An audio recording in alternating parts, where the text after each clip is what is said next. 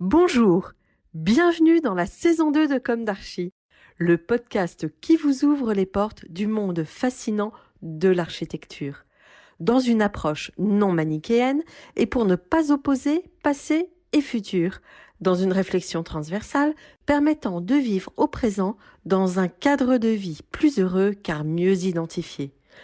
Carpe diem. Je suis Anne-Charlotte, chroniqueuse du podcast, accompagnée de l'ingénierie son pour vous offrir le meilleur. Merci et heureuse de votre fidélité. Maintenant, place au talent. Bienvenue dans Comme d'Archi.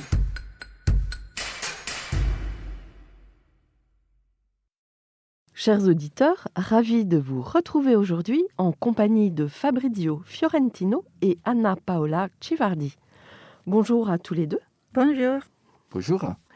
Bienvenue dans Comme d'Archi. Vous êtes architecte et à la tête de l'atelier FCA Fiorentino Civardi Architecture.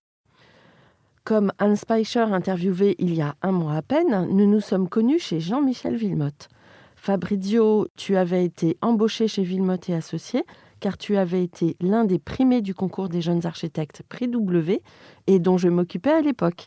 La toute première session en 2006 avait pour sujet la friche du Château Barrière de Périgueux. C'était ton sujet. Exactement.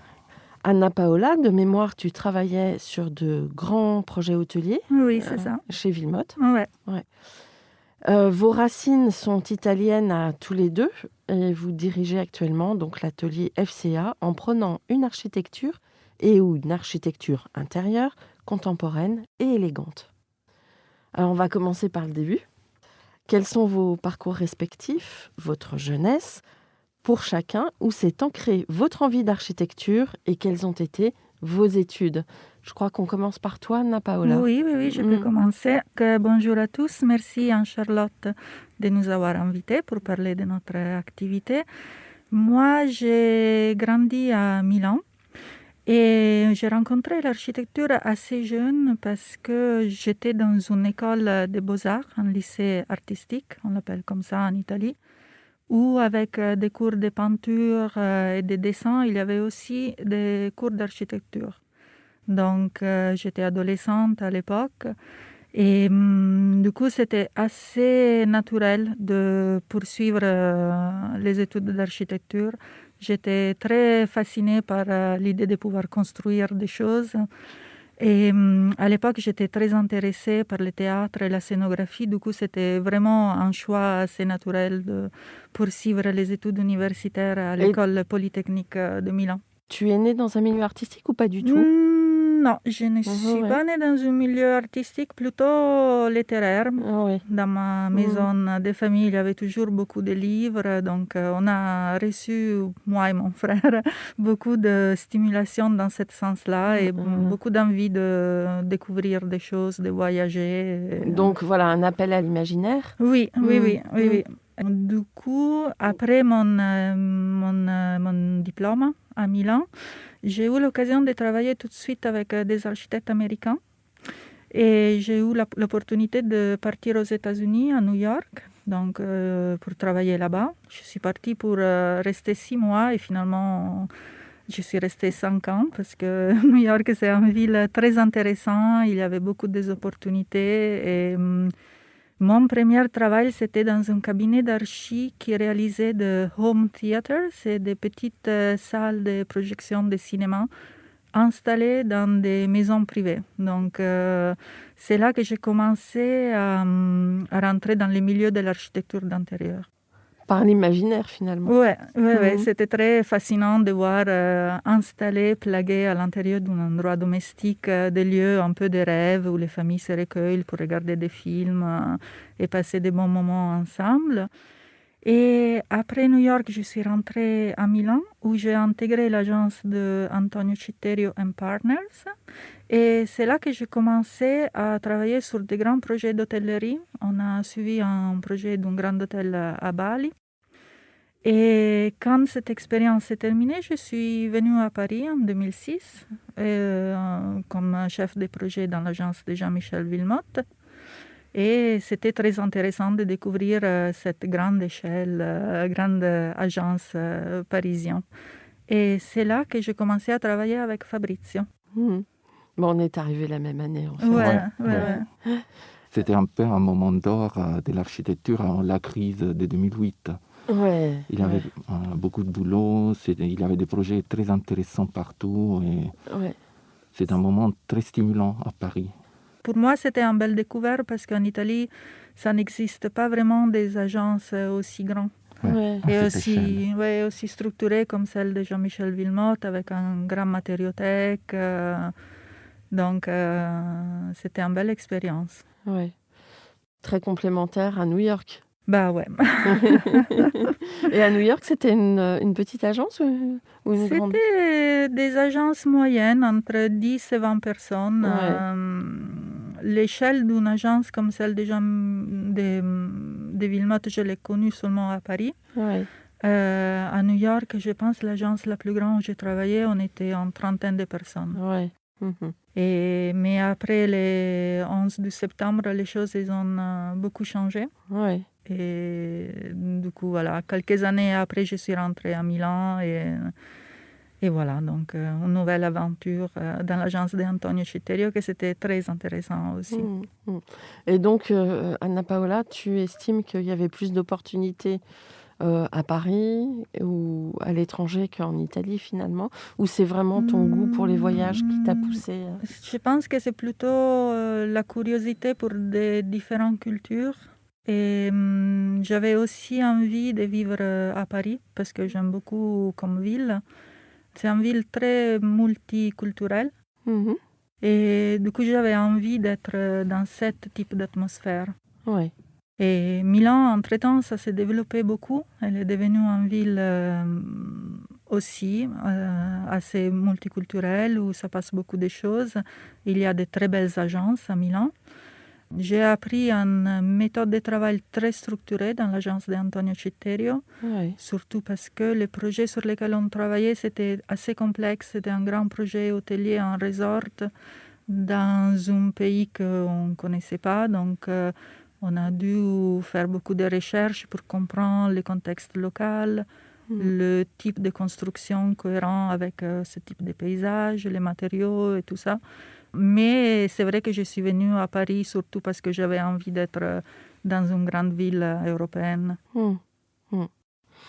Alors Fabrizio, ça commence quand ton amour de l'architecture?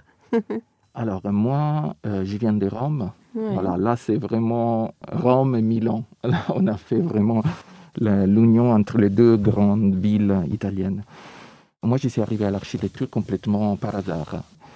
J'ai fait un lycée scientifique. C'est différent par rapport à Anna Paola. Et j'étais très indécis parce que j'avais un peu une formation très scientifique, mais en même temps, j'étais très intéressé à tout ce qui était l'art, l'histoire de l'art. Et j'étais en fait indécis si faire des études d'histoire de l'art ou des études en chimie, deux choses complètement différentes. Je suis tombé en fait amoureux de l'architecture complètement par hasard parce que j'avais des amis qui avaient commencé les études d'architecture et j'ai commencé à suivre des cours à l'école d'architecture de Rome, la Sapienza. Et c'est un peu comme ça que je suis tombé amoureux parce que j'ai trouvé vraiment un peu, je ne vais pas dire un compromis, mais la chose que je trouve très intéressante dans les études d'architecture, surtout en Italie, parce qu'en France quand même c'est très différent, c'est que vraiment il y a un juste équilibre entre une formation scientifique et une formation littéraire. Surtout dans l'école d'architecture de Rome, toutes les études en histoire de l'architecture, ils sont très importants, très poussés. Et c'est pour ça que... on le ressent en tout cas quand on va en Italie. N'importe qui a un minimum de culture. Et en France, c'est le néant à côté. En Italie, on grandit dans des endroits qui sont baignés d'histoire. d'histoire. Oui, mais ici aussi. Je pense qu'il y a une éducation à la beauté que c'est assez propre de l'Italie. Pour la beauté, pour les plaisirs, ça passe aussi par la nourriture, les vents, les plaisirs de la vie, la lumière. Donc, c'est vrai que ça vient assez naturel de s'orienter vers ça. Tout à fait. Alors ensuite, Fabrizio. Ensuite, après mon diplôme en Italie, comme je disais, voilà, moi, j'étais très intéressé de toute façon à aller faire des études théoriques. Aussi, mon parcours dans l'école d'architecture de Rome, c'était vraiment un parcours d'histoire de l'architecture. Et tout de suite après le diplôme, en fait, j'ai fait un master dans l'école d'architecture de Roma 3, parce qu'en fait, à Rome, on a 2 écoles d'architecture. La Sapienza qui est très réputée. Voilà. Et Roma 3 aussi, Aussi. c'est une école d'architecture qui est la plus jeune par rapport à la Sapienza. Ouais. Mais quand même, c'était vraiment une nouveauté très intéressante. Parce que voilà, elle était plus dynamique par rapport à la Sapienza. Et c'est pour ça que moi, après le diplôme, j'ai décidé de faire ce master. Parce que c'était très intéressant. Il y avait des profs très réputés. Et tout de suite après, en fait, j'ai gagné une bourse d'études pour faire un CEA à La Villette, un cours d'études approfondies. Et voilà, parce que c'était toujours l'idée, je ne savais pas si je voulais continuer à faire, à rester plutôt dans l'enseignement, dans l'histoire de l'architecture, ou vraiment commencer à faire de l'architecture.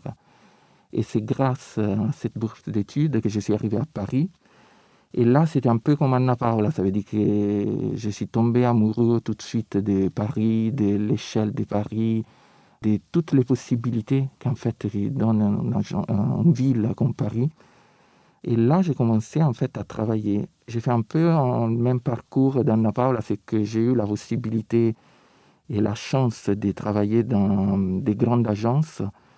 Et surtout, j'ai commencé tout de suite chez Jean Nouvel, dans les ateliers Jean Nouvel. Après, j'ai fait une petite expérience dans l'agence de Shigeru Ban, qu'en fait, il avait gagné le concours pour le Centre Pompidou à Metz. Et c'est pour ça qu'il avait ouvert une agence à Paris. Et après, j'ai eu la possibilité, grâce à un concours de la Fondation Wilmotte, de travailler dans l'agence de Jean-Michel Wilmotte. Ouais, tu t'étais distingué par un projet très élégant d'ailleurs. Je me souviens que Jean-Michel avait dit « Je veux les embaucher ». Parce que tu étais vrai. avec Barbara Durantini, c'est Tout ça? à fait. Je veux les avoir dans mon agence. Et c'est là-bas qu'en fait, j'ai rencontré Anna Paola et on a travaillé sur les mêmes projets. Moi, j'étais sur la partie architecture et Anna Paola sur la partie architecture d'intérieur. Et c'était une villa Russie, c'était très intéressant. Et c'est là-bas que moi, j'ai commencé un peu à rentrer aussi dans l'univers de l'architecture d'intérieur. Et c'est ça que moi, j'ai trouvé très intéressant dans l'agence de Jean-Michel Wilmotte, que ça reste, même si voilà, c'est une très grande agence, mais quand même, il a gardé un peu ses particularités, qu'en fait, il fait un peu tout. Ça veut dire qu'il fait des projets d'architecture d'intérieur, parce que lui, à la base, il est né comme architecte d'intérieur. Tout à fait. Et après, il est passé sur des projets plus importants. Et on travaille toutes les échelles là-bas. Voilà. Ouais.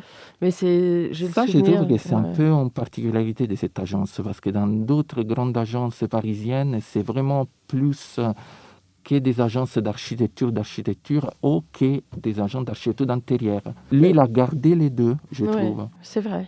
Il a réussi brillamment Ouais. à réunir toutes ces échelles, parce qu'il travaille même sur des projets de ville. Oui, Donc, tout à fait. D'ailleurs, ça, c'est une chose qu'on a en commun, moi et Fabrizio, c'est que dans l'éducation qu'on a reçue dans les universités italiennes, il n'y a pas cette distinction entre l'architecture d'intérieur. Nos professeurs, ils nous ont appris qu'un projet commence avec une analyse d'un contexte, donc ça peut être un contexte urbain, comme ça peut être l'histoire d'un bâtiment. Il y a une méthode assez structurée qu'on a appris et que aujourd'hui, ça nous permet de travailler assez aisément ensemble parce que voilà, on a la même démarche, la même façon d'affronter les projets. Mais en fait, cette culture française, elle vient beaucoup aussi de, je pense, entre guillemets, de Versailles, de tous ces métiers d'art qui ont développé des savoir-faire d'excellence. Et du coup, ça s'est structuré d'une manière parallèle. Mais ça, justement, c'est la partie fascinante aussi de travailler en France, que ce côté lié à l'artisanat, les métiers d'art. c'est quelque chose que ça s'intègre dans les projets d'intérieur et qui enrichit les projets, les designs et les études du mobilier, des objets décoratifs aussi. Ce sont des choses qui sont mises en valeur. Ce n'est pas juste une accessoirisation de l'espace. Donc ça, c'est très intéressant pour nous de jouer avec cette double culture. Oui. Mais en tout cas, c'est encore plus enrichissant. Ouais.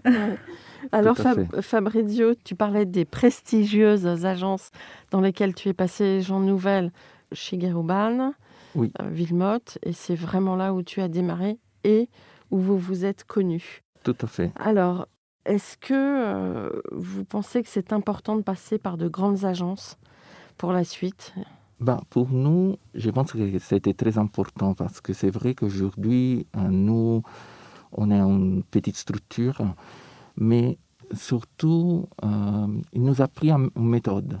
Ça, c'est très important. Ouais, c'est la méthode. C'est la méthode et surtout la possibilité de travailler sur des projets très importants, des grands projets et dans des équipes assez nombreuses. Ça, Ouais. Et c'est vrai que si on démarre tout de suite dans des petites agences, la façon de travailler, c'est très différente. Et parfois, il manque un peu vraiment une méthode, une organisation du travail, l'organisation du travail dans une équipe, quand même, dans des agences comme Jean Nouvel ou Villemotte, c'est quelque chose de très structuré. Ouais. Voilà, moi j'ai travaillé en Navarre aussi sur des projets qui pouvaient être 10, 15. Et naturellement, ça c'est très important d'être bien organisé et aussi De savoir partager. de savoir partager et surtout aussi d'utiliser bien tous les outils informatiques. Oui.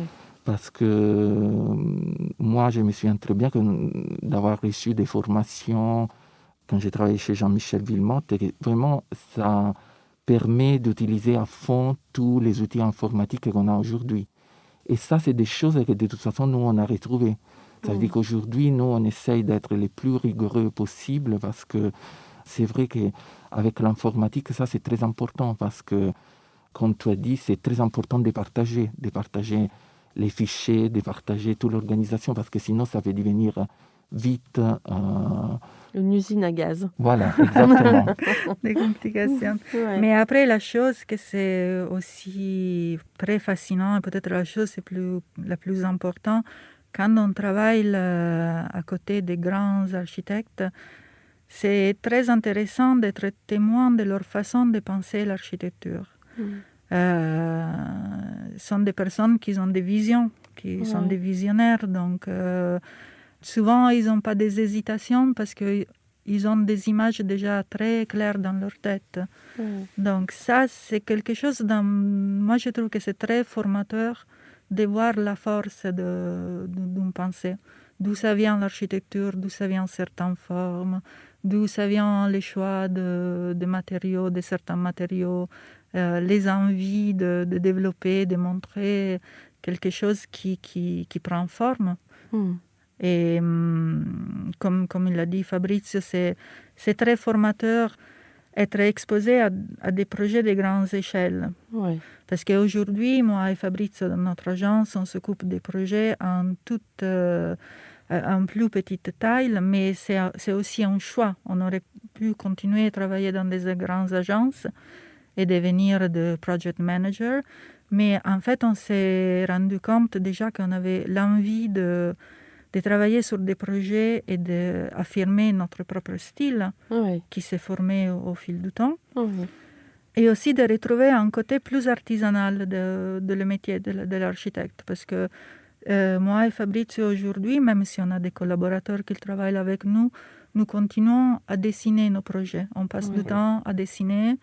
On fait des croquis, on fait des 3D, on travaille sur AutoCAD. On aime bien participer activement.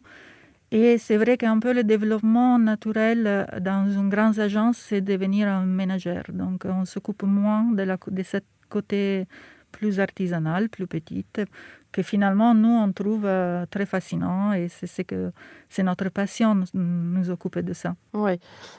En fait, vous appréhendez l'architecture comme un tout Ouais. Et c'est beaucoup moins fragmenté. Oui, Ouais.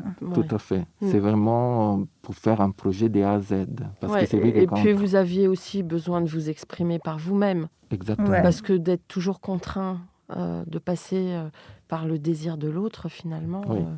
Il faut faire des c'est- compromis, c'est sûr, Ouais, quand on c'est travaille sûr. à côté des grands architectes Ouais. ou pour quelqu'un Ouais. d'autre. C'est sûr qu'on est un peu... On fait passer beaucoup de choses. Ouais. Il faut avoir beaucoup de flexibilité. Ouais. En même temps, on est là pour jouer la musique des autres. Là, l'idée, c'était vraiment de jouer notre musique. Oui, voilà, votre partition. L'une de mes questions récurrentes dans Comme d'Archi est: est-ce qu'aujourd'hui, vous avez le sentiment d'avoir accompli ce que vous imaginiez à la sortie de l'école? Ça, c'est très difficile à dire parce que déjà, d'avoir accompli, c'est un peu comme dire qu'on est à la fin de notre carrière. Bon, Non, d'avoir fait un certain parcours. Voilà. ça, oui. Je pense pour tous les deux, quand on est sorti de l'école, on avait envie de travailler dans des grandes agences, de faire des expériences à l'étranger. Et voilà, moi, je me souviens très bien que je suis arrivé à Paris, quand même, j'étais très heureux d'avoir réussi à travailler dans des agences où vraiment j'avais envie de travailler. Et après aussi, quand même, j'étais très content, et ça vraiment, quand j'ai réussi quand même à ouvrir notre structure, parce que naturellement, ce n'était pas évident. On est 2 Italiens à Paris et c'était quand même assez... Je pense que quand même on a eu de la chance parce que c'est plus compliqué quand même pour des étrangers d'ouvrir une agence d'architecture à l'étranger. Et quand même, vous avez gardé votre nationalité italienne. Oui, tout à fait. Anna Paola, elle a la double nationalité. Je suis devenue française. Ah ouais. Voilà. Ouais, ça fait quelques années. Moi, pas encore. Voilà. En tout cas, pour moi, c'était une belle évolution de sortir de l'école. L'architecture, c'est un métier qui permet de voyager. On peut aller travailler n'importe où. Ça ouvre à de belles occasions de collaboration. Et je pense que le fait aujourd'hui d'avoir notre agence avec Fabrizio, c'est très satisfaisant de pouvoir travailler sur notre projet, d'exprimer notre langage, de faire notre recherche, de prendre nos risques, parce que c'est une profession où il y a beaucoup de risques à prendre. Et ça donne une belle sensation. Ouais. De beaux défis. Ouais. Alors là, on a parlé de vous. Maintenant, est-ce que vous pouvez raconter l'histoire de vos projets? Alors nous, on ne travaille qu'avec des particuliers. On travaille, on fait du résidentiel, surtout des rénovations d'appartements, des maisons, des extensions. On travaille aussi dans l'hôtellerie, des boutiques, mais vraiment on travaille sur l'existant. Ça, pour nous, c'est très important. C'est vrai que c'est vraiment un fil rouge dans nos projets. C'est qu'on aime bien travailler sur un contexte très structuré et c'est vraiment, on a un peu peur de la page blanche, voilà, de commencer un projet de zéro.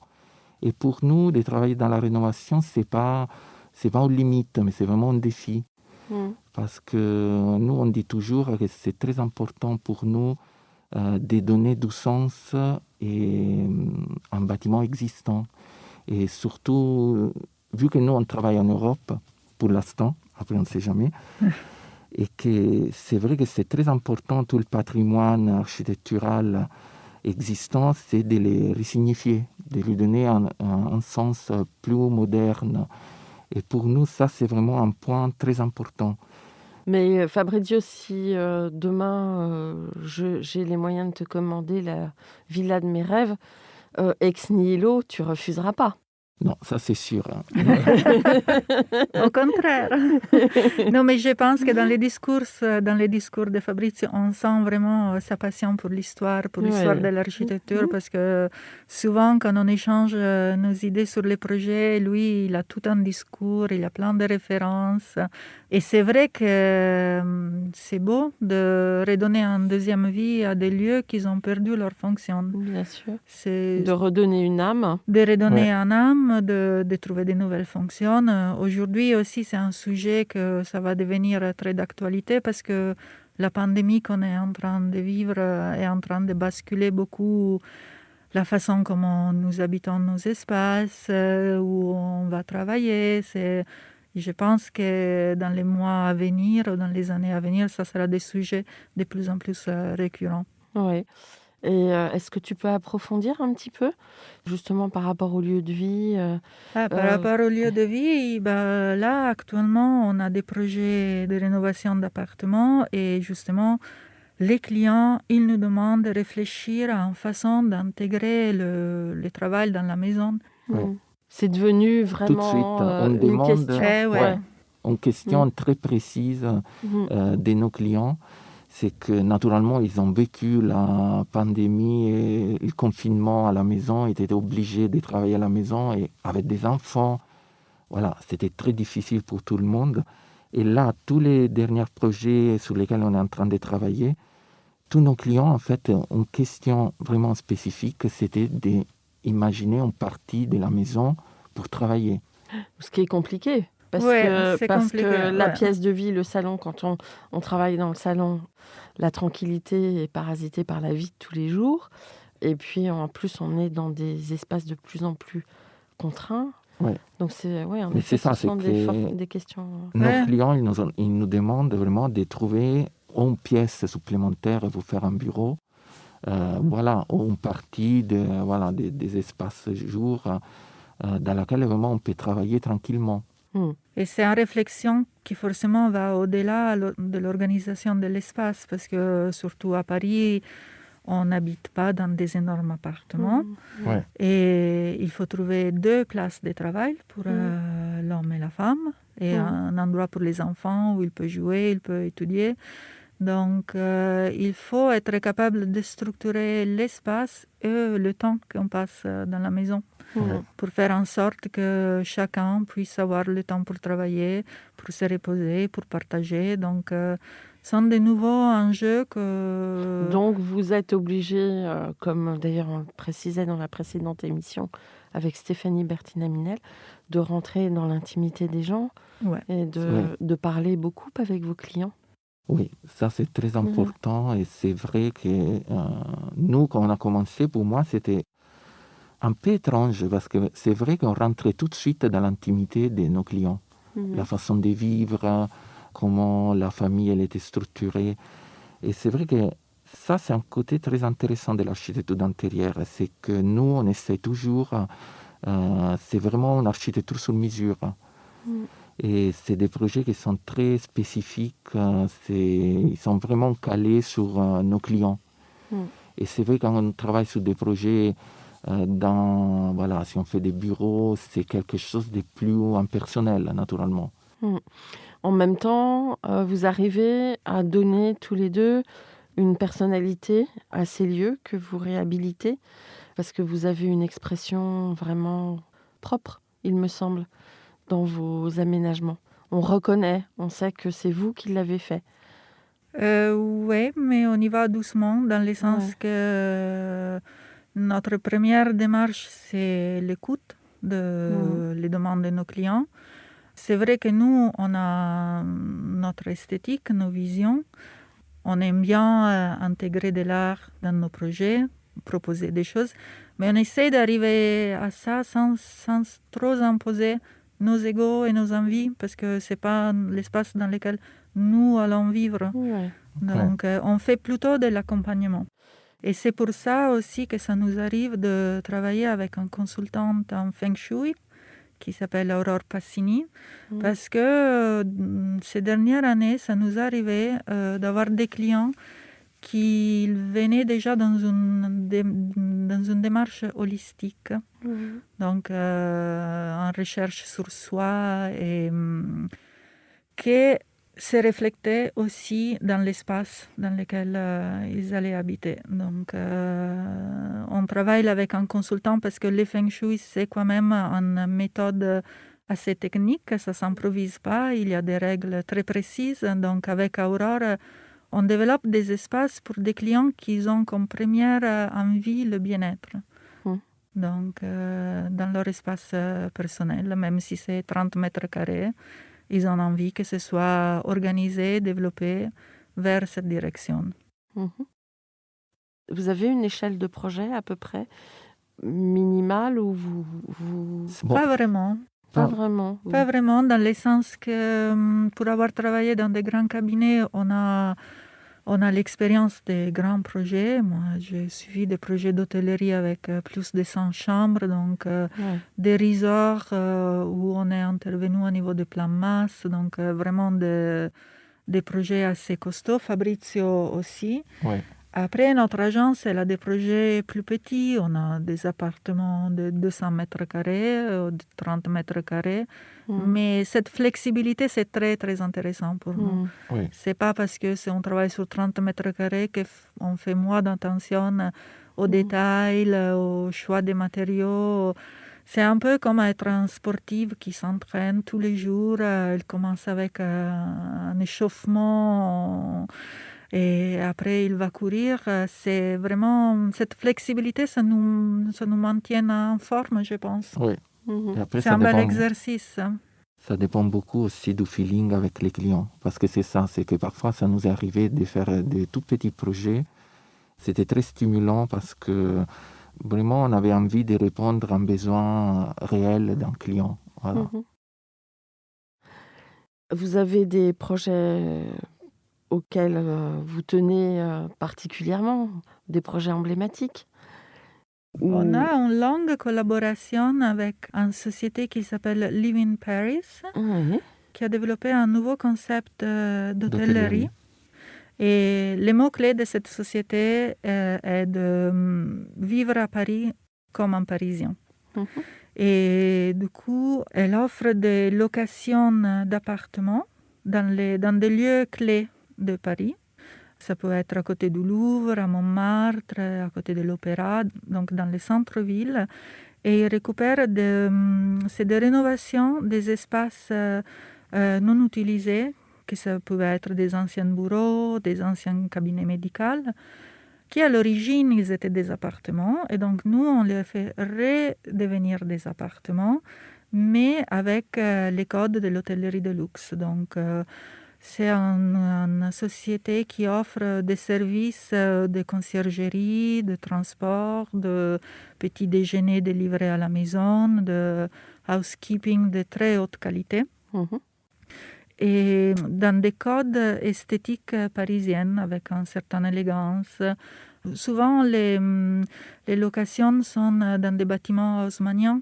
Donc nous, on fait tout le possible pour maintenir tous les détails originaires des moulures, des miroirs, des finitions existantes pour pouvoir garantir la French touch de ces lieux.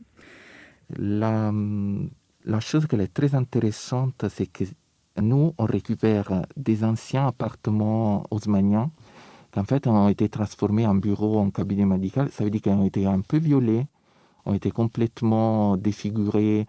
Et nous, cette possibilité un peu de faire un marche arrière, de retrouver un peu l'âme originaire l'esprit. de lieu. C'est une résurrection.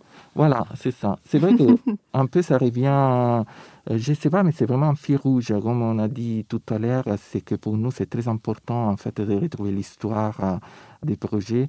Et là, je ne sais pas si c'est l'hasard, mais de travailler avec cette société, pour nous, c'est très intéressant parce qu'en même temps, comme j'avais dit tout à l'heure, c'est de resignifier un lieu, mais en même temps de donner en fait une prestation complètement contemporaine. Ça veut dire qu'en fait, c'est de l'hôtellerie haut de gamme, mais cette idée, voilà, de vivre comme un vrai Parisien. Et c'est vrai que c'est ça, en fait, c'est le mariage entre la fonctionnalité Exactement. et la moulure. Ouais, on peut dire ça. Et en fait, après le premier confinement, cette formule a fonctionné très bien parce que les touristes, ils avaient peur de retourner dans les hôtels, dans les grands espaces où il y a beaucoup de trafic et tout ça. Et ils ont plutôt choisi les appartements que Live in Paris propose parce qu'ils étaient plus intimes, ils se sentaient plus en sécurité. Notre client, il a beaucoup travaillé sur le ménage, la mise en sécurité des lieux, voilà, tout ce qui concerne la protection par rapport à les virus. Et voilà, donc... C'est vrai que ça lui a permis de redémarrer immédiatement après le confinement.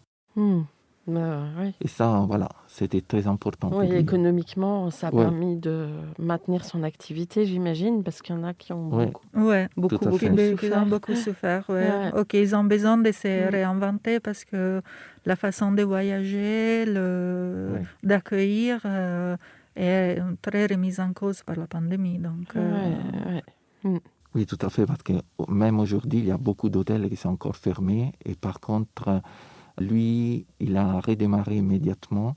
Oui, parce que c'est le principe d'un appartement. Exactement. C'est comme si on louait un appartement. Donc Ouais.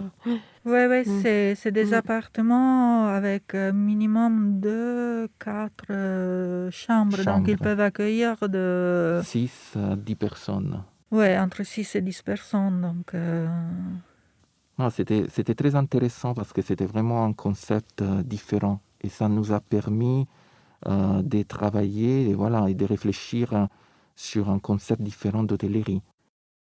Alors, vous partez sur des thématiques, comment ça se passe? Parce que j'imagine que vous variez votre manière d'aménager ces projets d'hôtellerie. Nous, on a mis à point, on va dire, un projet type sur ça, et qu'après, en fait, on va décliner dans chaque projet.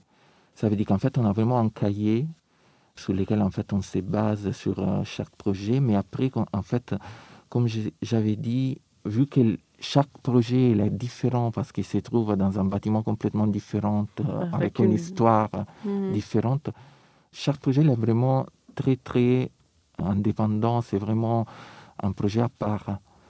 On a un fil rouge qu'on décline tout le temps.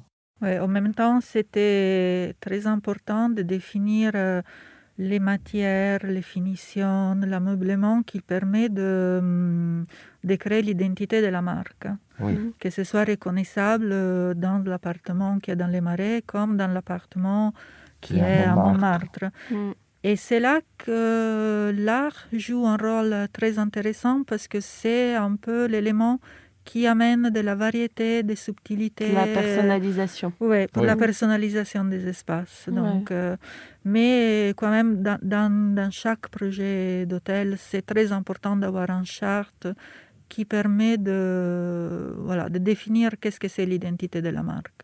Et dans notre cas, la demande, c'était d'avoir un style français, parisien, élégant, mais en même temps pas trop imposant, dans le sens que les gens ils doivent être à l'aise, ils doivent se sentir à la maison. Donc il y avait cette idée de confort, de coziness que les clients souhaitaient offrir à les touristes qui arrivent à Paris. Alors, ensuite, vos projets courants, enfin les projets d'aménagement des lieux de vie, vos commandes, elles arrivent parce que le bouche à oreille fonctionne. On a parlé de vous et que finalement, on vous téléphone. J'ai vu ce que vous avez réalisé chez... C'est un petit peu comme ça Oui, ou... exactement. Nous, c'est que bouche-oreille. C'est que du bouche-à-oreille. Tout à fait. C'est toujours des clients qui, ils ont bien travaillé avec nous et après, ils partent de nous et voilà. Et c'est vous qui suivez les chantiers? Oui, tout à fait. Donc, dans la réalisation, une surveillance fort importante. Tout à fait, parce que là, maintenant, ça fait des années qu'on travaille toujours avec les mêmes entreprises. C'est vrai qu'on essaye vraiment de donner un service complet, vraiment de A à Z, de la conception à la suite des chantiers. Et jusqu'à la réception. Jusqu'à la réception. Ouais. Et surtout que maintenant, en fait, comme l'a dit Anna Paola tout à l'heure, on a vraiment un réseau d'artisans, de consultants, et on essaie de donner un service le plus complet possible. Ça veut dire que, ça nous est arrivé plusieurs fois d'avoir des clients qui nous demandaient du feng shui. Nous, on n'est pas spécialistes, c'est pour ça qu'on a commencé à chercher un consultant. Et c'est comme ça qu'on a commencé à travailler avec Aurore. Après, pareil, on avait des clients qui nous demandaient aussi de les suivre par rapport à les choix de la déco, mais aussi par rapport à des œuvres d'art qu'elles voulaient acheter. Et c'est comme ça qu'on a commencé à donner des contacts des artistes qui après sont devenus des amis. Parce qu'en fait, c'est vrai qu'on a des artistes avec lesquels on travaille depuis longtemps. Et tout ça, c'est devenu un peu une marque des fabriques maintenant. Ouais, une personnalité. Et alors, oui. c'est marrant parce que j'allais te poser la question. Et du coup, je souhaitais aussi rebondir. Anna Paola, tu peins le week-end. Hein. Ouais. Et moi, je suis une fan de ton travail. Merci. Donc, de temps en temps, il arrive aussi que tes œuvres sont intégrées dans... oui. Tout à fait. Ouais. Mais c'est vrai qu'on a un réseau on fonctionne par coup de cœur, en fait. On connaît des artistes, on découvre des fois des artistes sur les réseaux sociaux, on a des coups de cœur, du coup on les contacte. On aime aussi le travail de certains artisans qui sont artistes eux-mêmes, qui développent des matières, des textures, qu'on essaie d'amener dans l'histoire qu'on raconte avec nos projets. Parce que finalement, la relation avec chaque client, c'est chaque personne a son histoire, a ses envies, on essaie de mettre tout ça en forme. C'est vrai que pour moi, la peinture, j'ai toujours eu cette double casquette. J'ai toujours jonglé entre l'art visuel et l'architecture. Je trouve qu'il y a beaucoup de points en commun. Et mon travail comme peintre, ça m'aide beaucoup dans la composition des espaces, dans les espaces intérieurs, dans la mise en relation entre les différentes matières, les textiles, les enduits, les bois et tout ça. Ça permet d'avoir un œil pour la création d'une harmonie des espaces. C'est là où tu es bien italienne dans ta manière de faire les choses parce que du coup, le décor peint, c'est très ancré aussi dans votre culture.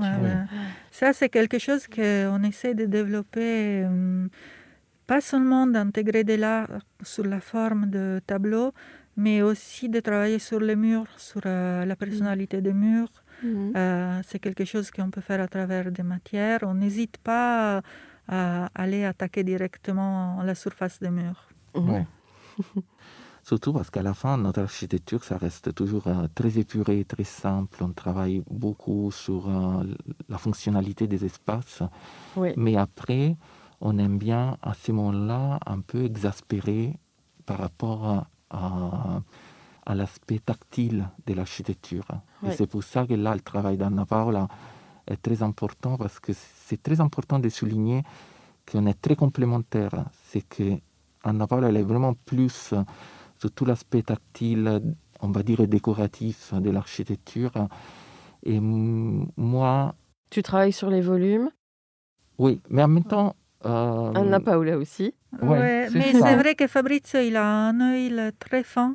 J'ai remarqué, parce que quand j'ai visité tes appartements, quand j'avais écrit un petit peu pour toi, j'ai remarqué que dans la pièce de vie, tu crées en général un espace d'accueil, une cuisine, une salle à manger et un salon. Tu articulais ça à partir presque d'une sculpture en bois.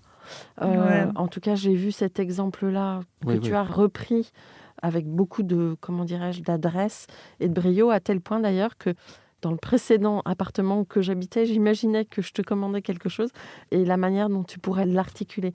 C'est vraiment intéressant parce qu'en plus, tu travailles avec le bois, pas mal, sur presque cette sculpture centrale qui offre des fonctionnalités et avec des formes très douces.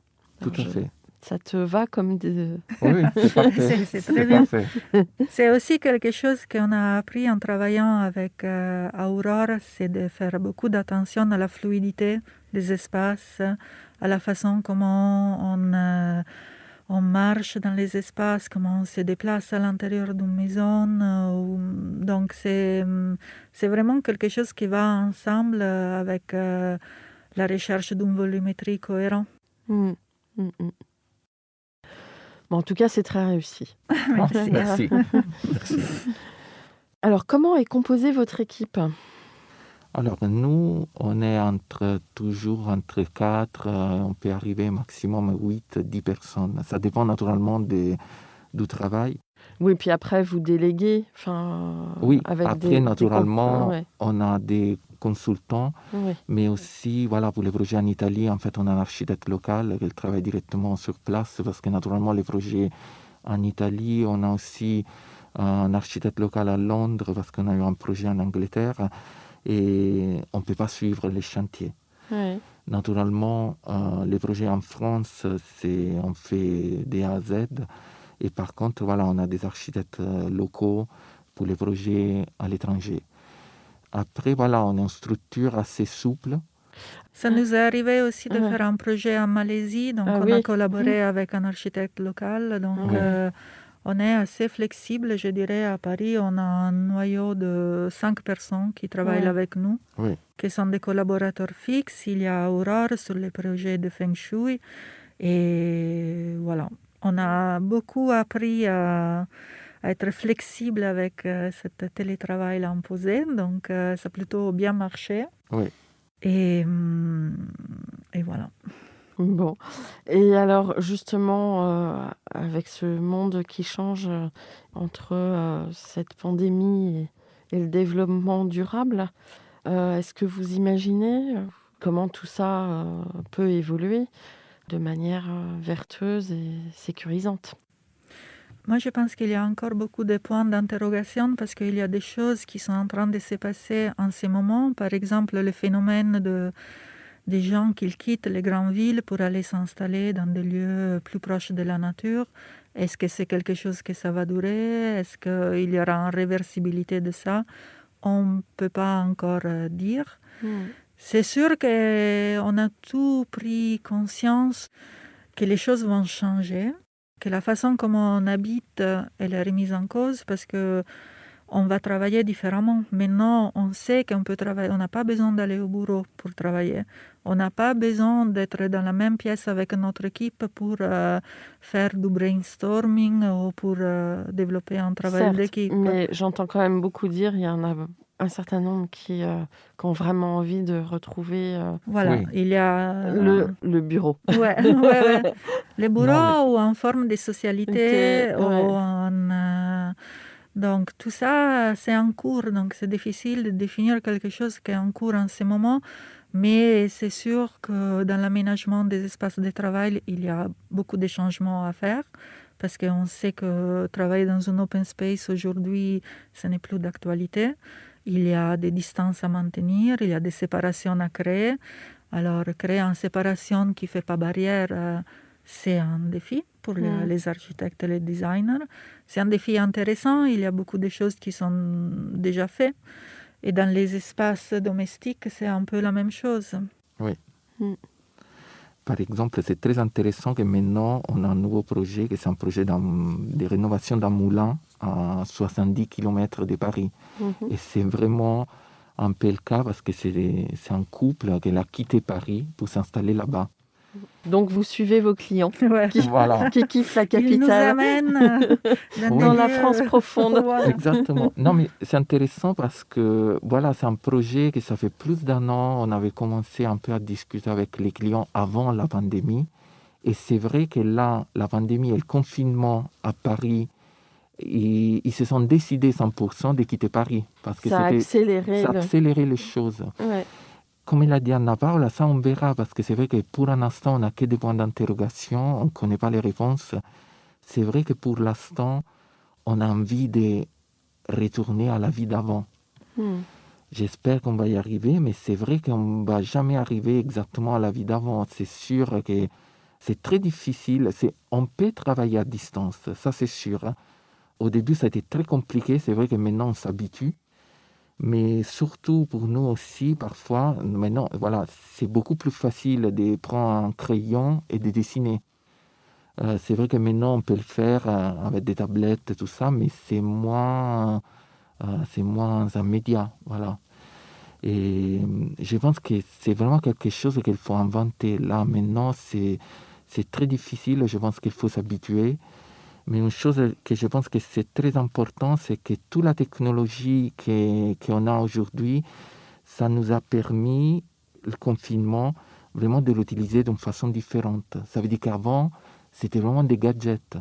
Et là, par contre, tout d'un coup, on était obligé... ça a prouvé l'utilité. Ça a prouvé l'utilité, parce que c'est vrai qu'avant, moi j'ai dit c'était vraiment des gadgets. C'est qu'on avait des téléphones hyper puissants, mais à la fin, on l'utilisait pour faire des photos. Et là, par contre, on est obligé de l'utiliser pour faire des réunions. Ouais. L'autre jour, on C'est a vrai. fait une présentation sur Zoom et notre client, Ouais. il était dans la rue. Et, Ouais. et Moi, on j'étais est- en Italie, Anna Paola, elle était à Paris, le client, il était dans la rue, on a présenté le projet. Voilà. Et- Donc, c'est la nouvelle réalité. Mais comme tu as dit, c'est très important de faire attention à ne pas être trop isolés les uns des autres. Ouais. C'est Moi, je pense qu'il ne faut pas d'abord balayer des valeurs qui sont vraiment fortes. Non, il faut trouver le juste milieu. Exactement. Et après, inexorablement, on avance. Ouais. Qu'est-ce que vous conseilleriez aux étudiants aujourd'hui en architecture? Est-ce que vous auriez un petit mot à leur transmettre? Moi, j'ai plutôt deux mots. Alors, le premier, c'est de ne pas hésiter d'aller travailler à l'étranger parce Ouais. que je trouve que c'est vraiment quelque chose de très, très formatif et que dans tous les cas, dans les projets d'archi, on peut être exposé à des projets qui sont très loin de nous. On peut être à Paris et travailler sur un projet à Moscou, en Asie. Donc, c'est bien de connaître les autres cultures, la façon de faire, la façon de construire. Et le deuxième conseil, c'est quand même de continuer à entretenir une activité artisanale, une activité manuelle, parce qu'aujourd'hui, le métier de l'archi, ça se fait beaucoup à travers l'ordinateur, à travers des logiciels très sophistiqués qui permettent de faire toutes les simulations possibles. Mais je pense que la créativité, ça se nourrit beaucoup avec le travail artisanal. Ça peut être de la couture, ça peut être du dessin, de la peinture. Je pense que c'est très intéressant pour le cerveau de travailler avec les mains, avec le corps. Fabrizio? Moi, je dirais de faire des expériences les plus différentes possibles. Ça veut dire, voilà, d'essayer de rentrer dans de grandes agences, de travailler dans des petites agences, parce que c'est vraiment enrichissant et parce que surtout, ça permet, à bout d'un moment, de se questionner et de dire exactement... C'est quelque part un mouvement, on apprend et après, on a de la curiosité, on Ouais. apprend et après, on est capable de faire une synthèse. Exactement, de trouver vraiment sa réponse. Parce que je pense que l'intérêt de faire de l'architecture et de continuer à faire de l'architecture, que ça reste une discipline très très différente. Ça veut dire que chacun vraiment, il peut apporter sa vision de l'architecture. Et ça, on peut y arriver simplement en passant par des expériences très, très différentes. Un mot de la fin? Moi, je dirais aux jeunes architectes aussi de ne pas avoir peur de prendre des risques parce que si nous, on parle beaucoup des expériences dans de grandes agences qui nous ont formés et qu'aujourd'hui, il nous permet d'avoir notre agence et de faire nos projets, mais si une opportunité, ça se présente même assez tôt dans la carrière, même pendant des études, des fois, de réaliser un projet, il ne faut pas hésiter, il ne faut pas avoir peur. La chose importante, c'est de savoir demander de l'aide à les bonnes personnes. Parce que forcément, quand on est jeune, on n'a pas d'expérience des chantiers et tout ça. Mais si on a une vision, si on a une envie, c'est important de les suivre. Et après, on trouvera la façon de le faire. Oui, Je pense que c'est une parole très précieuse. Ouais. D'avoir le courage de se lancer. Fabrizio, un petit mot de la fin? J'ai rebondi sur les mots d'Anna Paola, c'est vraiment d'avoir le courage de se lancer. C'est que je pense que si on a envie de faire de l'architecture, on est aussi un peu inconscient. Ça veut dire qu'on n'a pas envie d'un travail, je ne veux pas dire sûr, mais c'est quand même, c'est toujours une aventure de faire un projet. C'est vrai que la responsabilité est importante. Ouais. Tout à fait. Merci beaucoup. Merci à toi, Charlotte. Longue vie à votre agence et je vous souhaite plein de beaux projets. Merci à toi Merci. pour cet entretien et pour le travail que tu fais avec Comme d'Archi parce que c'est toujours intéressant d'entendre parler les architectes. C'est passionnant. Hein. Alors venez, continuez à venir dans Comme d'Archi. Merci en tout cas. Merci. Au revoir. Au revoir.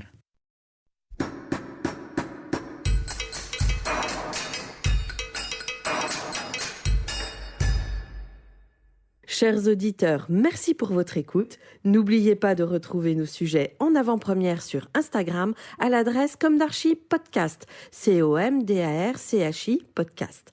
Si vous aimez ce podcast, favorisez sa diffusion en lui donnant 5 étoiles sur Apple Podcast, plus un petit commentaire, ou sur votre plateforme de podcast favorite. Et surtout, abonnez-vous pour écouter tous nos épisodes gratuitement. À bientôt et d'ici là, prenez soin de vous.